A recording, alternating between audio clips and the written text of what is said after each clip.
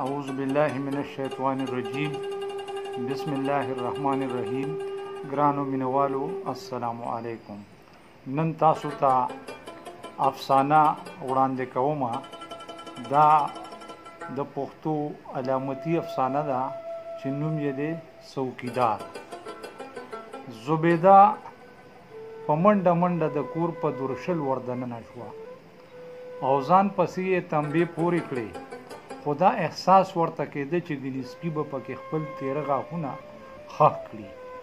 هغې په غوږونو کې ګوتې وټومبلې، خو د سپو غپا د ودرېدو نوم نه اخیستلو. هغې په پټو سترګو هم لیدل چې د کور د چاردیوارۍ نه یې ګیر چاپېره هر طرف ته هغې پسې سپو خولې وازې کړي دي او لاړې ترې راساسي. زبیدې د خپلې بوډۍ مور سره یو څو میاشتې اګاهو د خپل کلي نه د ښار دغې وروستو پاتې الفلا نومې محلې ته کډه راوړې وه. او ولې به یې کډه نه راوړه چې هغه د بوډۍ مور ایکې یوه ملاتړه وه او بیا نوکري دومره په اسانه چېرته په لاس راځي چې ترې په اسانه څوک مخ واړوي. زبیده د ښار په ګرز های سکول کې د ساینس ټیچرۍ په یو پوسټ باندې تعینات شوې وه. هغه ډیره خوشحاله وه، خو چې په لاره ورپسې وړومبي ځل سپو وغپل نو د هغې په بدن کې په سیرونو وینه وچه شوې وه، خو هغې حوصله نه بایلله او ځان له به یې په دې خبره تسلي ورکوله چې سپي مدام غپي او قافلې تېرېږي.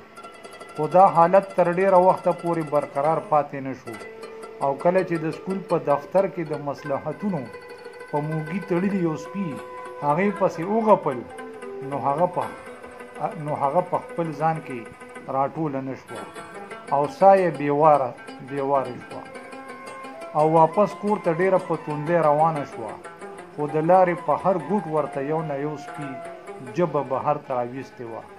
چې کور ته دننه شوه نو هم یې تر ډیره وخته پورې د زړه درزا نه په ځای کېدله.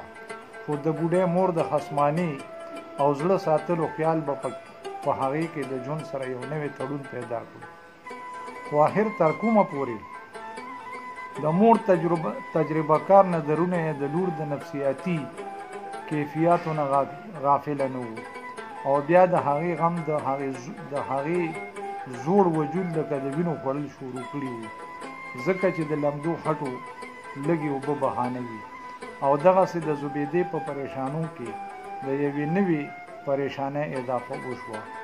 زبیدې داسې محسوسه کړه چې د سپو په غپا کې د هغې د مور بیماري هم شامله شوه او چې کله یې بیا د مور په ناروغتیا کې زیاتې راغی نو هغې فیصله وکړه چې یو ښه ډاکټر ته یې وښایي. او بیا چې د ډاکټر کلینیک ته هغه سره د بوډۍ مور وردننه شوه نو داسې معلومېده چې ډاکټر د هغې د مور د بیمارۍ نه زیاته دلچسپي د هغې زنګېدلې ځوانۍ ته ورکوي. ډاکټر زر نسخې ولیکلې او زبیدې ته یې وویل چې تا سره په تنهایۍ کې دا کیس ډسکس کول غواړم.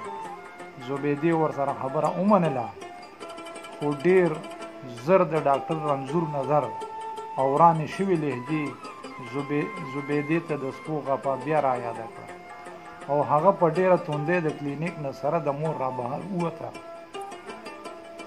په ټوله لاره زبیدې ته دا احساس کېده چې ګیر چاپېره ورته وړو او لویو سپو خولې وادي کړي وي. هغې ډېر په ګرانه د بېواره زړه درزاګانې د قابو کولو کوششونه کول. د ډاکټر دوایانو د هغې د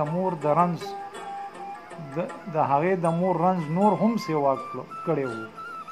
زبیدې ته د سپو په غپا کې د مور رنځوري یو وارې بیا وبرېښېدله او بیا یې د ډاکټر نسخې او دوایانې په ځای پرېښودلې او د کلي د مولوي صاحب نه د تعویض کولو اراده یې وکړه.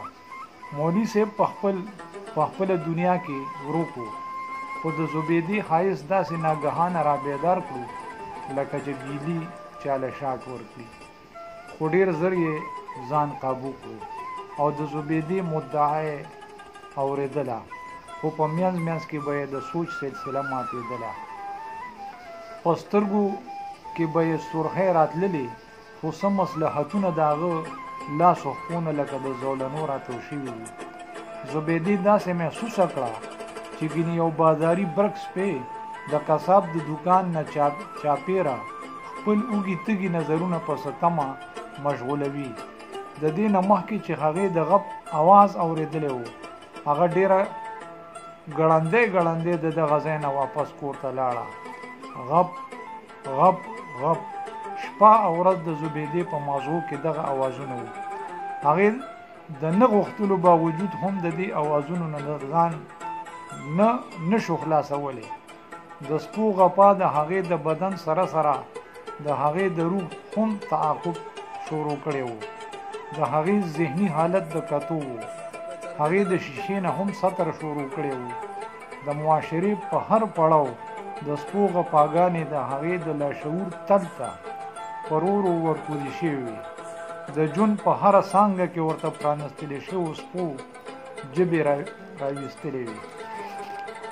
زبیدې فیصله وکړه چې پولیس سټیشن ته لاړه شي او د سپو د اوارهګردۍ خلاف راپور درج کړي، خو دا کوشش یې هم بې ځایه ثابت شو، ځکه چې هلته هم ورته یو خطرناک ګلډانګ سپي د خولې اچولو کوشش کړی و. زبیده په هیبت د پولیس سټیشن نه رابهر شوه او نیغه یې د کور لاره ونیوله. ټوله شپه هغې ځان سره سوچونه کول چې آیا د سپو د غپا زما وهم دی که نه حقیقت. زه چېرته نفسیاتي مریضه خو نه یم. زما سوچونه او زما ویرې مانه خو د ژوند منزلونه نه ورو کوي. سپي خو هغه چا پسې زور کوي چې ورته پکې ښکاره بلنې ښکاري، او ما خو ټول عمر سپو ته کورې شویلې دي.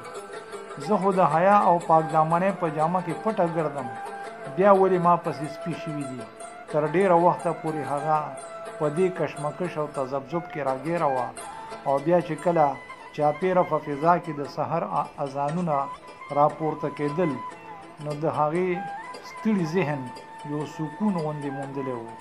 هغې فیصله کړې وه چې د سپو نه د ځان بچ ساتلو دپاره د یو زورور اصیل سپي ساتل ډېر ضروري دي چې زما څوکیدار وي.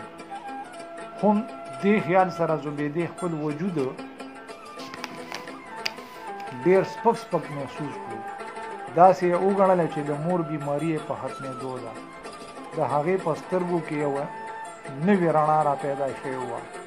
د هغې قدمونو کې زور راغلی و، او داسې یې ګڼله چې د سپو غپا اوس هم شته، لا ختمه شوې نه ده، خو ولې ورو ورو په مزه مزه په شا تمبېږي، او داسې د یوې لرې فاصلې نه محسوسېږي چې د سترګو نه خوبونه نه تښتوي.